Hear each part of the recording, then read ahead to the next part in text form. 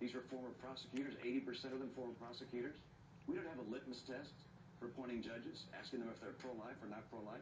These are people going after crimes and the like. I didn't get to appoint any Supreme Court justices. I am pro-life. Massachusetts Citizens for Life and several other family-oriented groups wrote a letter 2 weeks ago and said they'd watched my record, that I was an avidly pro-life governor. I'm a pro-life governor. I am a pro-life individual. And I have to be honest here. It is,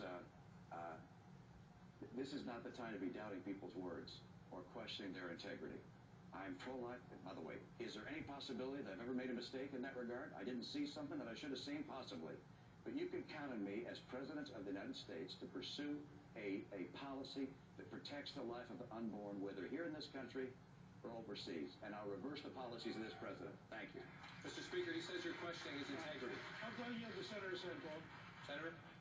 I just want to make out one point, and a lot of legislators here in the room, and they know this to be the truth, that if you write a piece of legislation and you say medical care and you do not specifically mention that abortion is not covered, we know from every court decision at the state and federal level that the federal courts and state courts will require it.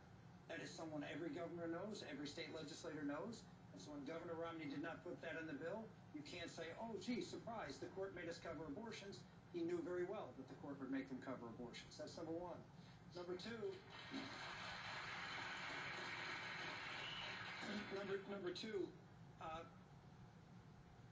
what we're talking about here is someone who's not going to just check the boxes and say, yes, I'm pro-life. We get a lot of folks who just whisper into the microphone that they're pro-life, and then you have other people go out and fight the battle and defend life and come out of the trenches and actually work to make sure that the dignity of every human life, innocent human life in this country, is protected. And I've done that. And I would say, in contrast with Speaker Gingrich, who, on the social issues, in particular when he was Speaker and even afterwards, they were pushed in the back bench. There was a pledge to America that the Congress tried to put together in 2010. I got phone calls ringing off the hook. But Speaker Gingrich went in and told them, keep social issues out of the Pledge to America for the 2010 elections. And we need you to come in and help to try to convince these folks to put that back into the pledge. We don't need someone who in the back rooms is going to say social issues in the front or in the back of the bus and then come out here and try to pretend they're pro-life. Governor Romney and then Speaker Gingrich, he mentioned you both, please, quickly. Senator, I admire the fact that you've been a stalwart defender of pro-life, and in a state where that's not easy. I was also a governor in a state where being pro-life was not easy, and I battled hard. What came to my desk was a piece of legislation that said we're going to redefine when life begins. In our state, we said life began at conception. The legislature wanted to change that to say no, we're going to do it at implantation. I vetoed that. The legislature also said we want to allow cloning for purposes of creating new embryos for testing. I vetoed that. The legislature did not want abstinence education. I pushed and pursued abstinence education. There was an effort to also have a morning after pill provided to, as I recall, young women in their teens. I can't remember the exact age. I vetoed that. I stood as a pro-life governor, and that's why the Massachusetts Pro-Life Family Association supported my record as governor, endorsed my record as governor. I did my very best to be a pro-life governor. I will be a pro-life president. I'm proud of that. I wrote about it in my book. My record is solid. I appreciate your record. I hope you'll appreciate mine. Mr. Speaker, he mentioned you specifically, then we want to move on, but please respond. Well, the fact is that I voted with Henry Hyde, who was the leading pro-life advocate in the House for a generation. I had a 98.6% pro-life voting record. The only one we disagreed on was welfare reform, which they scored for reasons we never understood. But otherwise, it was a perfect record on pro-life. When I was Speaker, we twice passed a bill that actually Rick was very active in to end partial birth abortion. Twice it was vetoed by Clinton, but twice we passed it. In the 2010 election, the freshman class has the highest percentage of pro-life members ever in history, and my job was to maximize their winning. And the fact is, we won a huge victory in 2010 with the largest number of pro-life members ever elected in a freshman class. All right, let's move on. Let's take another question. Congressman, I'll bring you in on this one. Let's take a question now from social media. Question. Before we move on, you want to end this issue?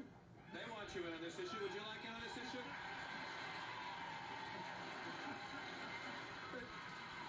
But John, once again, it's a medical subject, and I'm a doctor, you know.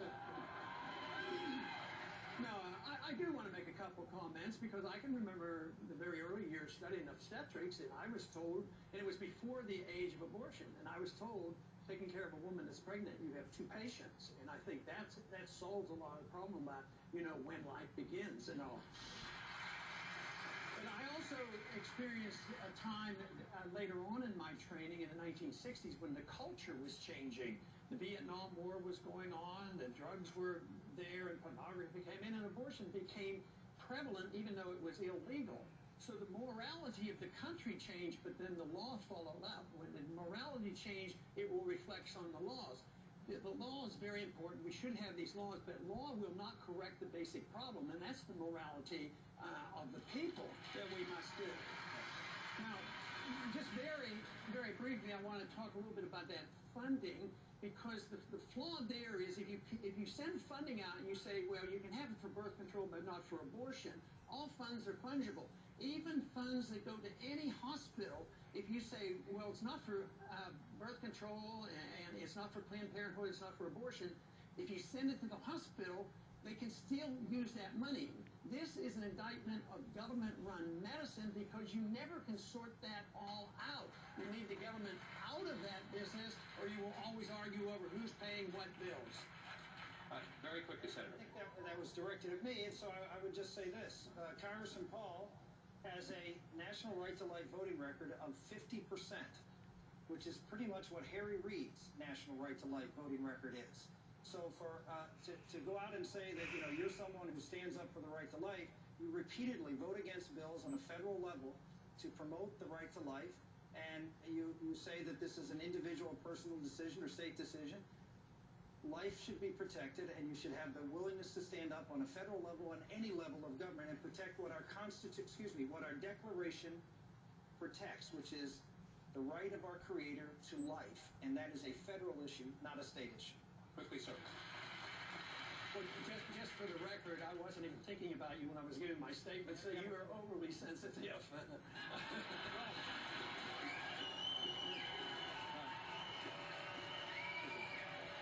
But it is true that we have a disagreement on how we approach it.